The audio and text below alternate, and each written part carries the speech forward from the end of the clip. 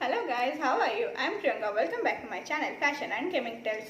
So today's video I'm going to show you a everyday bun hairstyle जो कि आप अपने ऑफिस और कॉलेज जाते वक्त इजीली बना सकते हैं, जो कि ज़्यादा टाइम भी नहीं लगेगा and you look stylish. So let's get started.